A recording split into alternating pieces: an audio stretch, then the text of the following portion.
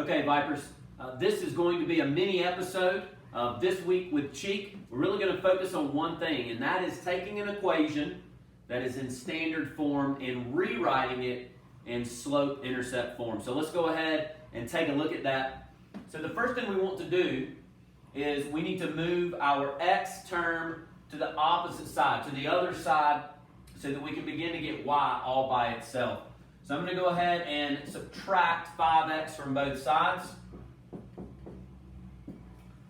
Now notice over here I lined the 5x up underneath the 5x because these are like terms. I can subtract them and they will cancel each other out. But over here I lined it up in a column all by itself because negative 8 and negative 5x are not like terms. We cannot combine them.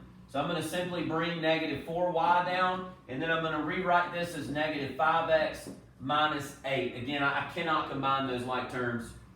Our last step, we are going to divide each term by negative 4. I'm dividing because in order to get y all by itself, I need to do the opposite of multiplying. Right now, this is negative 4 times y, and so we're going to divide each term by negative 4. Right here, negative 4 divided by negative 4 leaves me with 1y, which is what I was looking for. And then we've got a negative divided by negative. I'm going to leave this as 5 over 4x. Remember, we want to be able to identify here our slope and leave it as a ratio of rise over run. And then we've got negative 8 divided by negative 4. That gives us 2. Now we can identify our slope.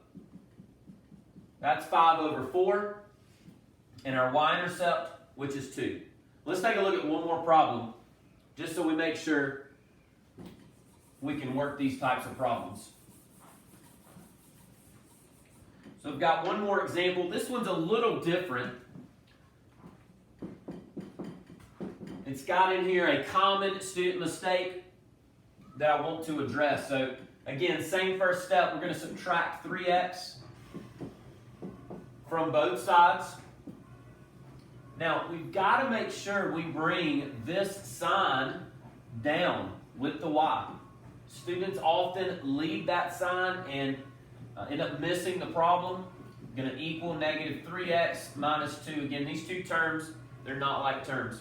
Now, we've got to divide that negative 1 out. Okay, you haven't solved for y until it has a coefficient of positive 1. So I'm going to divide each term now by negative 1. Which is simply going to just change the sign of each term. This will leave me with y equals positive 3x plus 2. So my slope here is 3. Don't forget there's a 1 under there if we're graphing. And the y-intercept is 2. Hey, thanks for joining me for a mini episode of This Week with Cheek. I hope this helps you out.